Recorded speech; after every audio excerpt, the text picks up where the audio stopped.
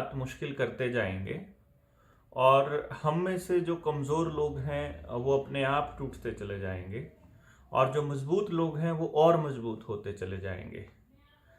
जब पब्लिक के अंदर हम लोग रहेंगे और लोगों से जब हम बात करेंगे तो बहुत सारे सवालात उठेंगे और उन सवालों के जब जवाब हम ढूंढने निकलेंगे तो और भी बहुत सारे सवालों के जवाब हमको खुद ब खुद मिलते चले जाएंगे। इसी उम्मीद में लगे हैं कि एक दिन बुराई हार जाएगी और अच्छे लोगों का मजमा लगेगा और आने वाले वक्त में हम अपने बच्चों के लिए एक बेहतर समाज बना पाएंगे, एक अच्छा समाज बना पाएंगे जो अमीर के बच्चे को भी उतना ही मान दे और गरीब के बच्चे को भी उतना ही मान दे, जो कम पढ़ने वाले बच्चे को भी उतना ही इज्जत दे जितनी वो टॉप में आने वाले बच्चे को दे रहा है। क्योंकि तब शायद लोगों को तब तक ये समझ में आ चुका होगा कि को एग्जिस्टेंस के बिना जीना संभव नहीं है। आपने अकेले अकेले सारी कोशिशें करके देख ली, आपने पैसा कमा कर देख लिया, आपने मल्टीनेशनल कंपनी के अंदर नौकरी करके देख ली, आपने दहेज में बहुत सारा पैसा भी लूट के देख लिया लड़की वालों से, आपने अपनी झूठी मान प्रतिष्ठा के लिए कत्लेआम भी मचा कर देख लिया, आपने भाइयों की ज़मीनों पर कब्जा करके भी देख लिया, आपने अपने अपने हर वो काम करके देख लिया जो लगता था कि शायद गहने पहनने से इज्जत बनेगी, ज़मीनें खरीदने से इज्जत बनेगी या इस तरह से पता नहीं अपनी एक्सेप्टेंस के लिए आदमी क्या क्या नहीं करता है, जो उसे लगता है कि समाज मुझे इस रूप में एक्सेप्ट करेगा। तब तक आप वो सब कुछ ट्राई कर चुके होंगे और आखिर में आपको सिर्फ एक ही चीज़ समझ में आएगी कि प्यार, प्रेम, को एग्जिस्टेंस और सबके भले के बिना आपका भला संभव नहीं है। तो आपको चैन नहीं पड़ने वाला अगर दुनिया में कोई दूसरा आदमी आपकी वजह से परेशान है तो। चाहे आप जितने मर्जी सत्संग घूम लीजिए, चाहे आप जितने मर्जी दान कर लीजिए, चाहे आप जितने मर्जी भजन कर लीजिए, चाहे आप जिस मर्जी धर्म को अपना लीजिए, चाहे आप जिस मर्जी पंथ के साथ लगिए, कोई आपका गुरु हो आपको कोई माफ़ नहीं करने वाला। क्योंकि आप जब तक अपने आप को माफ़ नहीं करेंगे, आप जब तक समाज के लिए काम नहीं करेंगे, तब तक आपका जीना व्यर्थ है। ये बात तब तक आपको समझ में आ चुकी होगी। इन्होंने अपना एजेंडा चलाया हुआ है 2030 तक इतने प्रतिशत पॉपुलेशन रहेगी, इतने प्रतिशत लोग रहेंगे, इस हालात में इतनी गाड़ियां होंगी, इतनी एनर्जी की कंजप्शन होगी, इतनी ज़मीनें होंगी, उन ज़मीनों पर इनके कब्ज़े होंगे, ये एक सरकार होगी, एक दुनिया होगी, उसका एक हेल्थ सिस्टम होगा, उसमें एक राजा होगा, बाकी के सारे दीवान होंगे या क्या होगा। आर्टिफिशियल इंटेलिजेंस उनकी निगरानी करेगी, हर आदमी की हर गतिविधि के ऊपर आर्टिफिशियल इंटेलिजेंस के जरिए, हाई रेजोल्यूशन सीसीटीवी कैमरास के जरिए, शरीर में गए हुए प्रोडक्ट्स के ज़रिए, उनकी आरएफआईडी के ज़रिए, उनके मोबाइल के ज़रिए, उनके घरों के ऊपर सर्विलेंस के ज़रिए, मतलब हर आदमी की न्यू वर्ल्ड ऑर्डर के गुंडे कहते हैं। लेकिन कुदरत के अपने प्लान होते हैं और कुदरत के उन योजनाओं के सामने ये पहले भी फेल होते आ रहे हैं और ये आगे भी फेल होंगे, ऐसा हमारा मानना है। उसमें ये षड्यंत्र करते रहेंगे। जैसे अभी अभी इन्होंने क्या किया कि किसानों के तीनों कानून जो कि बिना चर्चा के ही इन लोगों ने पास किए थे ऑर्डिनेंस के जरिए, और इन्होंने बिना चर्चा के ही इनको फिर से निरस्त भी कर दिया। और वो कानून, वो जो बिल था इनको निरस्त करने वाला, वो लोकसभा में भी पास हो गया। कुल मिलाकर के 3 मिनट लोकसभा में लगे और 3 मिनट राज्यसभा में लगे और वो कानून पास हो गया बिना चर्चा के। ना इन्होंने उस कानून को बनाने से पहले चर्चा की किसी से, ना उनको निरस्त करने से पहले। और उस बेशरम आदमी ने किसानों से माफ़ी भी मांग ली और ये कहा कि हम कुछ किसानों को समझा नहीं पाए। और ये चीज़ें आम आदमी भी समझ रहा है, कोई दिक्कत नहीं है। साथ ही सरकार ने ये कहा कि हमारे पास किसान आंदोलन में कितने लोग मरे इसका कोई आंकड़ा नहीं है, इसीलिए हम आपको मुआवजा नहीं दे सकते। साथ ही उन्होंने 5 लोगों की कमेटी मांगी है कि आप 5 आदमी दे दो हमें जो एमएसपी पर गारंटी का कानून बनवाने में मदद करेंगे, हम वो भी बना देंगे। जितनी जल्दबाजी सरकार ने की हुई है किसानों को यहाँ से उठाने की, वहां से आपको अगले किसी बड़े षड्यंत्र की बू नहीं आ रही? मुझे तो आ रही है। आपको पता नहीं कब समझ में आएगा, लेकिन मुझे ये दिख रहा था। जिस दिन इन्होंने कानून वापसी की घोषणा करी गुरुपुरब के दिन, उस दिन हम लोग 19 तारीख थी, और 19 तारीख को घोषणा जब करी तो मैंने उसी दिन कहा था कि ये यहाँ से किसान आंदोलन खत्म करा के किसानों को घर भेज के जबरदस्ती, जिन्होंने नहीं ली है उनको जबरदस्ती पहली डोज देने की, और जिन्होंने पहली ले रखी है जबरदस्ती दूसरी डोज देने का षड्यंत्र है। इसको समझिए, क्योंकि फिर आप अकेले पड़ जाओगे। लेकिन इनको ये नहीं पता कि गांव के गांव इकट्ठे होके तुम्हें लठ ठोकेंगे अगर तुम गांव में घुस गया तुम्हारा कोई एक भी आदमी अगर सुई लेके। फिर भी इन्होंने ये अपनी कोशिशें जारी करे हुए हैं। अब चूंकि अंतरराष्ट्रीय स्तर पर आदेश था कि आपको इतनी तारीख को लॉकडाउन लगाना ही लगाना है, और ये पूरी दुनिया भर में हो रहा है, सिर्फ हमारे यहाँ नहीं हो रहा, ऑस्ट्रिया में, ऑस्ट्रेलिया में, अमेरिका में, कनाडा में, सब जगह यही हो रहा है। और आज की तारीख तय थी कि, तारीख इनकी 22 तारीख तय थी बकायदा, कि 22 तारीख से हम पूरी दुनिया के अंदर दोबारा से लॉकडाउन लगाएंगे। लेकिन वो क्योंकि 19 को लिया वापसी, तो इन्होंने सोचा घर चले जाएंगे 2-3 दिन में, तो 22 को लॉकडाउन ठोक देंगे और उसके बाद मैंडेट को स्ट्रांग कर देंगे। और आप देखिए इस दौरान क्या हुआ कि जिन राज्यों में चुनाव नहीं है उन राज्यों में कलेक्टर के माध्यम से, एसडीएम के माध्यम से, और मतलब कोर्ट के माध्यम से, पता नहीं जिस भी माध्यम से इनको लग रहा है, ये लोग उस मैंडेट को और स्ट्रांग करते जा रहे हैं और लोगों पर अपना कंट्रोल बढ़ाते जा रहे हैं। तो लोग अपने आप को और ज्यादा सप्रेस फील कर रहे हैं। ना तो आज अमीर आदमी आजादी की सांस ले पा रहा है, ना गरीब ले पा रहा है, ना ही पढ़ा लिखा और ना ही अनपढ़, बल्कि अनपढ़ आज भी फिर भी बचे हुए हैं। जो टीवी नहीं देखते हैं वो अभी भी थोड़ा आज़ाद महसूस कर रहे हैं, बट जो टेलीविज़न के आगे बैठे हैं वो तो कंप्लीटली गुलाम महसूस करते हैं अपने आप को, और उनको तो यह लगता है कि गली के अगले मुहाने पर जाएंगे और कोई मेरे जैसा वायरस खड़ा होगा और वो उसे चपेट में ले लेगा और मार देगा। अभी 4 बजे की एक मैं आपको अपडेट देता हूं। हरियाणा के डिप्टी सीएम ने अपनी एक रोहतक की फोटो अपने फेसबुक पर डाली है और जिला स्तरीय कार्यक्रम बताया है। हालांकि पूरे हरियाणा से लोग बुलाए, उन्होंने दिहाड़ी पर भी दे करके बुलाए लोग कि और कार्यक्रम था, और उसको अपना कार्यक्रम बता करके उसने फोटो खिंचवा लिए।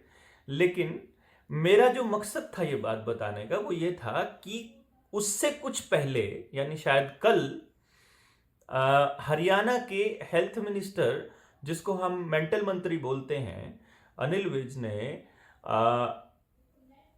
ने एक फरमान जारी किया और डीसी को ये आदेश दिया, सारे डीसीज को, एसपीज को, नगर पालिकाओं को, कि मास्क लगाने का मैंडेट और ज्यादा कड़ा करो हरियाणा के अंदर। पंजाब में नहीं हो रहा है क्योंकि वहां चुनाव है, उत्तराखंड में नहीं हो रहा है क्योंकि वहां चुनाव है, गोवा में, त्रिपुरा में जहां चुनाव है वहां पर ऐसा कोई मैंडेट स्ट्रांगली नहीं चल रहा है। और वन नेशन वन इलेक्शन का खेल भी ये इसीलिए रचना चाहते थे कि क्योंकि अब तो क्या होता है कि हर 6 महीने में कहीं ना कहीं चुनाव हो जाते हैं, तो उस चक्कर में सरकार को अपने जो तानाशाही रवैया है वो फिर से कमजोर करना पड़ता है। पंचायतों के चुनाव इन्होंने डिले किए हुए हैं, जिला पार्षद के डिले किए हुए हैं, और ब्लॉक समिति के डिले किए हुए हैं। इन्हीं चुनावों को फिर एमएलए वाले के साथ कर देंगे, इन्हीं को फिर पार्लियामेंट के साथ कर देंगे।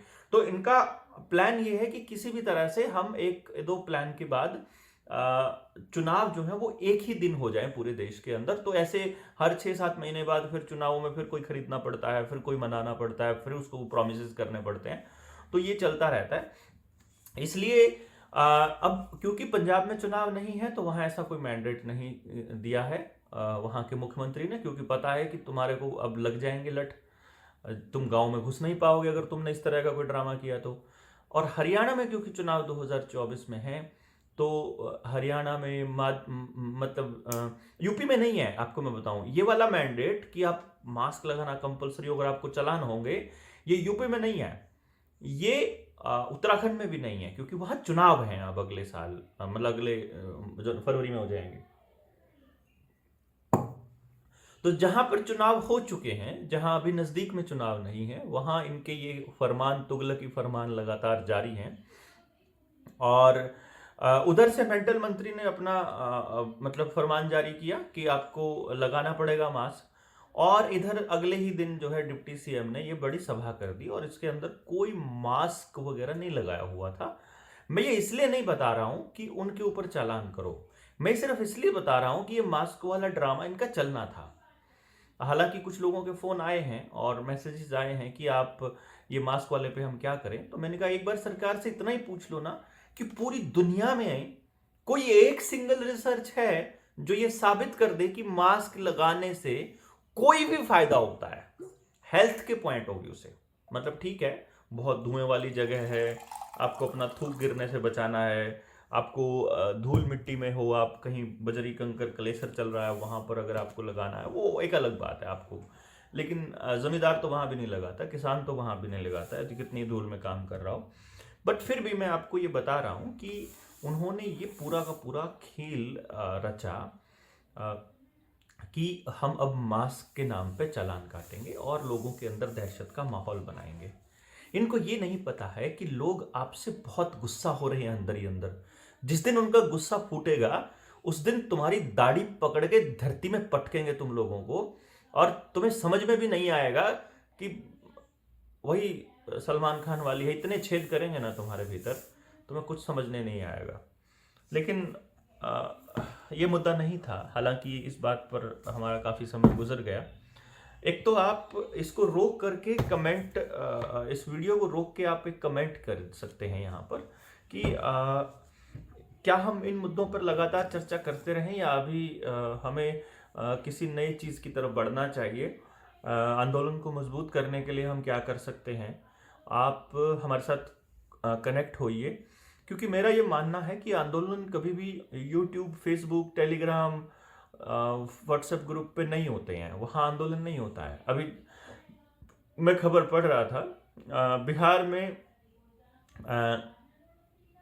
वो एग्ज़ाम्स हों, परीक्षाएं हों, और जो नौकरियों के लिए परीक्षाएं होती है उनका आयोजन होना चाहिए, और रेगुलरली वो परीक्षाएं में धांधली हो रही है। इसके ऊपर बोलते हैं कि 30,000 ट्वीट्स हो गए, उस पर भी सरकार का कोई मतलब ध्यान नहीं है। तो मैं वहाँ पे भी मैंने उसको मतलब ट्वीट में रिप्लाई किया कि भाई आंदोलन जो है वो ट्विटर पे नहीं होते हैं, आंदोलन सड़क पे होते हैं। और किसानों ने हमको एक शिक्षा दी है बहुत अच्छे से कि आप अपना रहने का इंतज़ाम करिए, आप संगठित रहिए, आप डंडे लटकाने के लिए तैयार रहिए, मुकदमे करवाने के लिए तैयार हो जाइए, और अपना बोरिया, बिस्तरा और अपना रहने का और खाने का सामान लेकर के आ जाइए। आप अपना एक टेंट लेकर के किसान आंदोलन में ही मतलब डेरा जमा लीजिए। बट ये चीज़ मतलब अब हमें करनी ही पड़ेगी, नो डाउट। अब हम करेंगे इसके ऊपर कार्रवाई, और बहुत जल्दी कार्रवाई करेंगे। लेकिन इस बीच आप अपनी सजेशंस जो है कमेंट बॉक्स में ज़रूर लिखिए, और जो आपके लेफ्ट हैंड साइड में आपको ये लाइक का बटन है इसको भी दबाते रहिए, क्योंकि जितना इसमें लाइक्स होते हैं और आप कमेंट करते हैं तो वो रीच जो है वो लोगों तक पहुंचती है। आप वैसे उसको इसका लिंक तो कॉपी करते ही रहते हैं, भेजते रहते हैं, नो डाउट, उसके लिए बहुत बहुत धन्यवाद। बट जो अब असली बात जिसके लिए मैंने ये वीडियो बनानी शुरू की थी, ये वीडियो मैं छोटी बनाऊं कि बढ़िया बनाऊं, क्योंकि बहुत सारे लोग कहते हैं छोटी बनी है, और फिर मेरे पास मैसेज आता है कि आपने छोटी सी क्यों बनाई आपकी। क्योंकि वीडियो में मैं कोई ऐसी बातें तो नहीं कहता हूं जिसमें कोई किसी तरह का कोई मतलब कॉन्ट्राडिक्शन या रिपीटिशन होता है, तो वो इकट्ठी भी बनाई जा सकती हैं और अलग अलग भी बनाई जा सकती हैं। तो मेरा ये मानना है कि हम एक बना दें और फिर उसको आप गाड़ी में जाते हुए या हेडफोन लगा के पैदल चलते हुए या रनिंग करते हुए या कभी भी मतलब सुन सकते हैं। आपको लगे कि इसमें इन्फॉर्मेशन काम की थी तो बाद में कॉपी पेन लेकर के उसको नोट भी कर सकते हैं और बता सकते हैं, क्योंकि चीज़ें कई बार याद भी नहीं रहती है, कहाँ से बात आई कहाँ से नहीं आई। आज जैसे मैं जो खबर आपको बताने जा रहा हूँ इसके लिए आपको कॉपी पेन की ज़रूरत पड़ेगी। जब लोगों को आप बताओगे तो आपको ढूंढना पड़ेगा और फिर वो वेबसाइट पे भी जाना पड़ेगा, फिर आपको उसका लिंक मुझसे भी मांगना पड़ सकता है, तो आप मुझसे भी लिंक मांग सकते हैं व्हाट्सएप पे कि वो जो डॉक्टर पैब्लो कैमरा की जो रिपोर्ट है वो हम पे भेज दीजिए, और मैं उसके ऊपर आपको बताऊंगा, क्योंकि ये ऑस्ट्रिया का किस्सा है और वहाँ पर यूनिवर्सिटी ऑफ एल्मेरिया एल्मेरिया को ये लोग ALMARIA भी लिखते हैं और ALMEIRA भी लिखते हैं। स्पेन की बात हो रही है, ये स्पेन में है।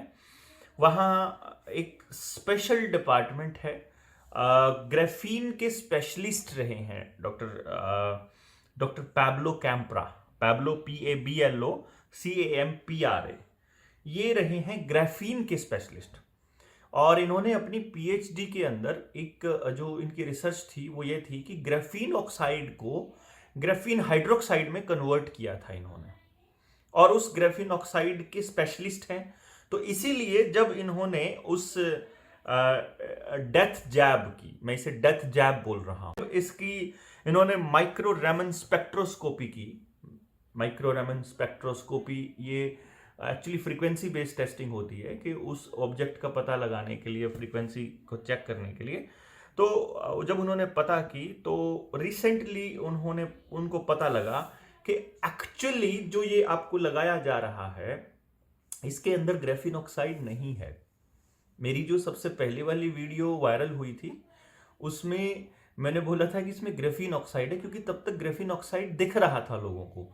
ग्राफीन एक्चुअली क्या है, एक कार्बन का ही स्ट्रक्चर है। ग्राफीन कार्बन का ही मॉलिक्यूल होता है एक तरह से, ये समझो आप। और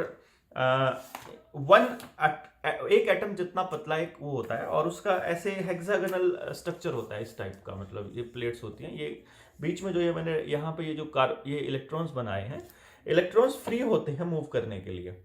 और जो ये कॉर्नर्स हैं ये कार्बन है इसमें, तो 6 कार्बन का एक वो बनता है, और इस तरह से एक पूरा का पूरा जैसे लेयर बनती है। तो ये पेपर आप मान के चल सकते हैं कि ये एक ऐसा, ये ग्रेफिन इतना ही पतला, मतलब कितना पतला मैं उसका अभी जिक्र करूंगा कितना पतला। और यहाँ पर हाइड्रोक्साइड है, OH ग्रुप यहाँ होता है। जो केमिस्ट्री जिसने शुरुआत भी करी हुई है, 10th क्लास तक भी पढ़ी है केमिस्ट्री ध्यान से, उसको समझ में आ जाएगी ये बात। तो ये स्ट्रक्चर एक्चुअली ग्राफीन हाइड्रोक्साइड का है। पहले ग्राफीन ऑक्साइड समझ रहे थे, तो ग्राफीन ऑक्साइड में बेसिकली यहाँ डबल बॉन्ड ऑक्सीजन होता है इस तरह से। तो ये डबल बॉन्ड ऑक्सीजन ना हो करके यहाँ हाइड्रोक्साइड ग्रुप है इसके, जो भी फ्री पॉइंट्स हैं, और बीच में जो इलेक्ट्रॉन्स हैं दे आर फ्री टू, ये फ्री हैं। तो इसका मतलब इलेक्ट्रिसिटी का भी बहुत अच्छा कंडक्टर है ये, और टॉप मोस्ट कंडक्टर है। प्लस साथ ही साथ इसके बारे में और चीज़ें भी क्लैरिटी के साथ डॉक्टर साहब ने बोला। 19 तारीख को इन्होंने अपनी एक लाइव स्ट्रीम चल रहा था वीडियो में, 19 तारीख को पुलिस इनको उठा करके ले गई थी, और 29 तारीख को यानी परसों, मुझे लगता है 2-3 दिन पहले, उनकी डेथ हो गई है। और उनकी डेथ नहीं, उनकी हत्या हो गई है, और वो डॉक्टर साहब अब इस दुनिया में नहीं हैं। और डॉक्टर पैब्लो कैम्प्रा को जब मार दिया गया तो वो रिपोर्ट पब्लिश हुई, और जिन जिन लोगों ने उनकी वीडियोस थी उनके पास उन्होंने उसको डाल दिया था, और वो मेरे पास भी है उसका लिंक। तो डाउनलोडेड नहीं है वीडियो मेरे पास, क्योंकि जो वो प्लेटफॉर्म होते हैं वहाँ से नहीं होती है। मैं भी अपनी एक वेबसाइट, मेरा एक मित्र है, बहुत दिनों से ट्राई कर रहा हूँ मैं कि मैं समय निकाल के अपनी वेबसाइट के लिए पता करूँ, लेकिन बहुत जल्दी हम इसके ऊपर करेंगे। क्या क्या करें अकेले कोई करना पड़ता है ना, इसलिए दैट इज़ वाई। तो मैं ये बता रहा था कि एक्चुअली ग्राफीन ऑक्साइड नहीं है, ग्राफीन हाइड्रोक्साइड है। और ग्राफीन हाइड्रोक्साइड के जो उसकी खासियत है वो मैं आपको बता रहा हूं।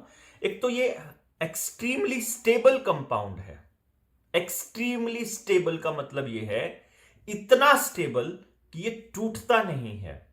One of the hardest material, one of the hardest क्या, अभी तक का सबसे ज्यादा हार्ड मटेरियल माना गया इसको, जैसे हीरे को मानते होते थे। तो ये भी क्योंकि उसी का एलोट्रॉप का बना हुआ है। हीरा भी कार्बन होता है, ग्रेफाइट भी कार्बन होता है, और वहीं से ग्राफीन ऑक्साइड का कॉन्सेप्ट है, वहीं से ग्राफीन हाइड्रोक्साइड का कॉन्सेप्ट है। और नॉन बायोडिग्रेडेबल है, मतलब इतना स्टेबल और नॉन बायोडिग्रेडेबल है। तो उन्होंने ये भी कहा है it is basically stage in your system forever. मतलब जिन लोगों को ये लगता है कि वो लोग मतलब जिन्होंने पहली दूसरी डोज ले ली है, जिनको ये लगता है कि वो इसको डिटॉक्सिफाई कर सकते हैं, और उनके उस बैच में ये आया हुआ है। ऐसा जरूरी नहीं है कि हर कंपनी की हर मतलब उसके अंदर ग्राफीन हाइड्रोक्साइड आया हो तो इसलिए जरूरी नहीं आपके बैच में आया हो, लेकिन अगर ये आ चुका है आपकी बॉडी के अंदर, अगर आपकी नसों में अगर ये आ चुका है, तो ये आपके शरीर से निकलने वाला नहीं है। और क्योंकि आप बचे हुए हो अभी, तो उसका खेल अभी आगे समझ में आएगा। जब अगली बातें समझ में आएंगी तो फिर आप उनको जोड़ लीजिएगा।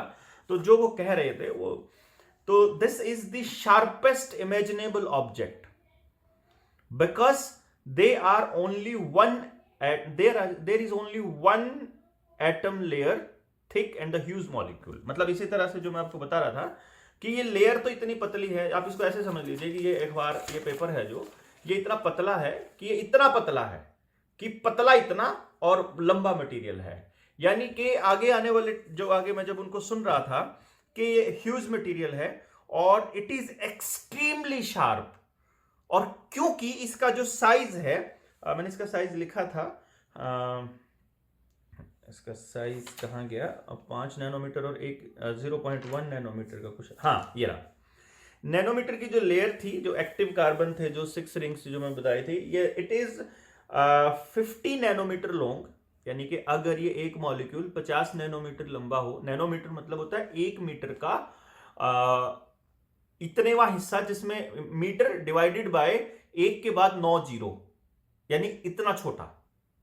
ये समझो मीटर से छोटा होगा, अगर 100 कम कर देंगे तो सेंटीमीटर हो गया, यानी 100वां हिस्सा। और सेंटीमीटर से फिर 100 कम कर देंगे तो आपका मिलीमीटर हो गया, यानी 4 जीरो तो यहां कट गई मिलीमीटर तक, तो 5 जीरो और रह गई, यानी 1 मिलीमीटर के 10,000वें हिस्से जितना पतला।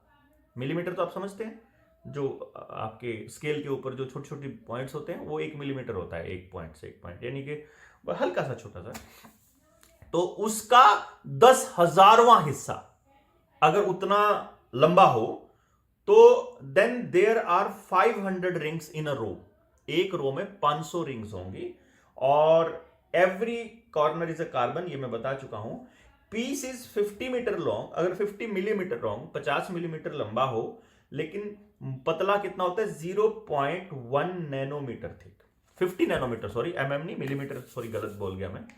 50 नैनोमीटर अगर लंबा, और मैं इसको करेक्ट कर देता हूं, ठीक कर दूं, अगर 50 नैनोमीटर लंबा और 0.1 नैनोमीटर पतला अगर हो, ये पतला मतलब आप समझिए नैनोमीटर कितना, मैंने आपको बता दिया, उससे इतना पतला, तो this is called nano razor. इसको उन्होंने नैनो ब्लेड बोला है एक्चुअली। तो that is why he called it razor basically. तो it is extremely sharp like nano razors, that cut the epithelial linings of the recipient's veins. epithelial linings मतलब आपकी जो नसें होती हैं, उनके अंदर एक स्मूथ सा जो लाइनिंग है, जो उसकी अंदर जो झिल्ली होती है, उसको एपिथेलियल बोलते हैं। और उस एपिथेलियल लाइनिंग को ये ब्लेड्स जो है वो काटते हुए चलते हैं। तो आपके ब्लड में, अच्छा, it can suspend in water also, यानी कि क्यों क्या होता है कि अगर हाइड्रोक्साइड लूज कर जाए तो प्रोटोन अगर लूज कर देता है ये, तो प्रोटोन लूज करने के बाद नेगेटिव चार्ज आ जाता है, तो that's why it can suspend in water also. तो एसिडिक है बेसिकली, ये नेचर में एसिडिक है। तो एसिडिक है तो इसलिए क्या होता है कि अब आपके पास 2 ऑप्शंस होते हैं।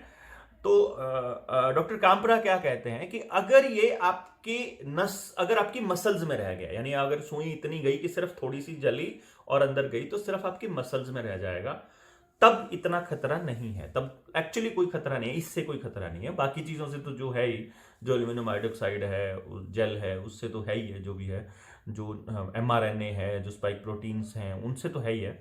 लेकिन ग्रेफीन वाले पॉइंट की, लेकिन अगर ये आपकी नस तक पहुंच गए, यानी अगर आप वो सुई इतनी लंबी है कि या फिर इतनी उस तरह से उस जगह पर है कि वहां नस के अंदर चली गई, इन दैट केस आपके ये ग्रेफीन हाइड्रोक्साइड अगर आपके खून में चला गया, तब वो उसको नहीं छोड़ेगा। तो उस खून में जाने के बाद क्या होगा, जितनी स्पीड से खून बहेगा शरीर के अंदर, उतनी स्पीड से ये चलेगा और उस एपिथेलियल लाइनिंग को काटेगा। मतलब इसको ऐसे समझ लो कि पाइप के अंदर जो पानी है उसमें ब्लेड डाल दिए बहुत सारे, आराम आराम से अगर पानी जा रहा है तो वो ब्लेड आराम आराम से तैर रहे हैं, और अगर वो फास्ट मूविंग ब्लेड हो तो वो जो ब्लेड है वो इधर उधर लग लग के उस पाइप के कोरनों को, इसको दीवारों को तोड़ते काटते रहते हैं और इंटरनल ब्लीडिंग होकर के वो मर जाते हैं। और यही कारण रहा कि पिछले कुछ दिनों में या अभी भी जो हो रहा है, जो मेहनत करने वाले बच्चे हैं, यानी जब वो मेहनत कर रहे हैं, जब वो जिम में हैं, जब वो एक्सरसाइज कर रहे हैं, जब वो फुटबॉल ग्राउंड पे हैं, जब वो टेनिस ग्राउंड पे हैं, जिस टाइम उनके शरीर में खून बड़ी तेजी से दौड़ रहा है, उस टाइम पे वो मतलब या तो उनको सीजर्स पड़े हैं उस टाइम। इसमें मैंने बोला कि जिन लोगों को इस तरह से अचानक से मतलब वो अमृत प्याला पीने के थोड़ी सी देर के बाद ही जिनको हार्ट अटैक या मौत का सिम्टम, सडन डेथ हुई है, उनको पहले दौरा सा पड़ा है, लाइक उनके नाक में से खून भी आया है और इस तरह की चीजें हुई हैं। तो इन्होंने ये बात बोला है कि ये cause of the blood clots and sudden death observed in so many athletes lately, जो अभी थोड़े दिन पहले जो एथलीट्स की जो मौत हुई थी, ये उसका एक बहुत बड़ा कारण था कि वो हैवी काम करने वाले थे। लेकिन आपको टेलीविजन वालों ने लगातार क्या दिखाया कि वो लोग हमें मेहनत नहीं करनी चाहिए, वो मेहनत करने का नुकसान बताने लग गए टेलीविजन वाले। तो ये थोड़ा सा आपको समझना होगा, ये वही टीवी वाले हैं जो पहले इन किसान जो इन खेती के तीनों कानूनों को कहा इनके लाभ बताया करते थे और अब इनको वापस लेने पे भी लाभ बता रहे हैं। यानी कि ये कानून लाना भी मास्टर स्ट्रोक था अंबानी के कुत्ते का। मैं जानबूझकर बोलता हूं, मैं चाहता हूं कि हम उस आदमी को क्रिटिसाइज करें कि जो तुम गलत कर रहे हो, कि उनको लाना भी मास्टर स्ट्रोक और उनको वापस लेना भी मास्टर स्ट्रोक। ऐसा इतने बेवकूफ़ हैं क्या हम लोग कि नहीं समझ रहे हैं। तो this is a case of Russian Rowlatt, ये इसी को जो इसमें सस्पेंशन की बात जो मैंने बोली थी आपको, इसको बोला इन्होंने। और पीस अवेन दिस इज। और अगर आप, क्योंकि इन्होंने एक और चीज बात बोली है, अगर आप इसकी टॉक्सिकोलॉजी करेंगे मरे हुए बंदे की, अगर आप इसका पोस्टमार्टम करेंगे या कुछ भी करेंगे तो उस पर नहीं आएगा ये, क्योंकि इसके लिए भी इन्होंने एक वर्ड इस्तेमाल किया था, क्योंकि साइंटिफिक टर्म्स हैं और वो मैं नहीं मुझे पता, लेकिन मैं उसमें लिख भी दूंगा, अपने उस मैसेज में लिख दूंगा कि जिस तरह से इनको चेक किया जाता है, जो टेस्टिंग की जाती है, उस टेस्टिंग में ये नहीं आएगा। रीज़न क्या है कि टॉक्सिकोलॉजी में ग्रेफीन हाइड्रोक्साइड नहीं आता है, जो मेथड जो यूज़ किया जाता है टॉक्सिकोलॉजी का, उसमें ये बिल्कुल भी नहीं आएगा। तो आपको मौत के कारणों का पता नहीं चलेगा, तो कोई भी आपको ये नहीं बता पाएगा कि ये आपको पहली डोज दूसरी डोज लेने से हुआ है। तो ऑस्ट्रिया के अंदर सबसे पहला देश था जिसके अंदर मैंडेट चालू किया था, मेडिकल मैंडेट, कि आपको कंपलसरी लेनी ही पड़ेगी, और जिसके अंदर मिस्टर शेलनबर्ग जो इसके मतलब उनके राष्ट्रपति हैं कि प्रधानमंत्री हैं, उनको बोला इन्होंने कि इनको लेटेस्ट। तो ये जो पॉइंट था वो मैंने शायद रख दिया है, it can be it biodegradable nano structure best, it can best be described as the razor blades. हाँ, वो सब मैं आपको बोल चुका हूँ। तो हाँ, ये बिंदु थे जो मैं आपके सामने रखना चाह रहा था कि क्या नुकसान है लेने का। और उसके कुछ ही मिनटों के बाद जब देखिए क्या होता था कि अभी से पहले मुझसे कोई पूछता था कि सर मुझे क्या दूसरी डोज लेनी चाहिए, तो मैं उसे ये कह रहा था कि तुम अगर बचे हुए हो तो बहुत अच्छी बात है, शायद तुम्हारे वाले बैच में वो मटेरियल नहीं आया होगा, फिर तीसरे में आ जाएगा, फिर दूसरे में आ जाएगा, तो तुम अभी बचे हुए हो तो कुदरत का करिश्मा है कि तुम्हारा बैच ऐसे लोग ऐसे सामान का था। तो आप अगर कोई मुझसे पूछता है कि क्या हमें अगली डोज लेनी चाहिए, तो बिल्कुल खड़ा होकर के नो कहना पड़ेगा। हालांकि मैं इतना समझता हूं कि जिन्होंने ये ले ली है वो अंदर से बिल्कुल टूटे हुए महसूस करते हैं, लेकिन फिर भी आपको ये फाइट तो करनी पड़ेगी, अपने लिए ना सही, अपनी अगली पीढ़ी के लिए सही, लेकिन ये फाइट तो आपको करनी पड़ेगी। और आज नहीं तो कल, कल नहीं तो परसों आपको आंदोलन के अंदर आना ही पड़ेगा। और मुझे भी लगता है कि अब बहुत ज़्यादा दिन मतलब हम लोग लुका छिपी का खेल नहीं खेल सकते, हम व्हाट्सएप ट्विटर पे ये आंदोलन नहीं जीत पाएंगे, और हमें आमने सामने आकर के सरकारों से सवाल पूछने ही पड़ेंगे। आपको अपने अपने इलाके में, अपने अपने शहरों में मेहनत करनी पड़ेगी। आप ये सोचो कि कोई भी आदमी आपको काम करके नहीं देगा, तो मैं समझता हूँ कि आप जब घूमेंगे फिरेंगे तो आपको पता चलेगा कि कितने सारे चीज़ें थी, जो आपके अंदर काबिलियत थी, वो तब आएंगी जब आप बाहर जाएंगे, आपको सपोर्ट ना मिले। मतलब जैसे अगर कोई मान लो आपका बच्चा है, आपका बच्चा अगर चलते चलते गिर जाता है, आप उसे बार बार उठाएंगे भाग करके, तो वो फिर हर बार गिरते ही आपकी तरफ देखेगा कि आप उठाएंगे।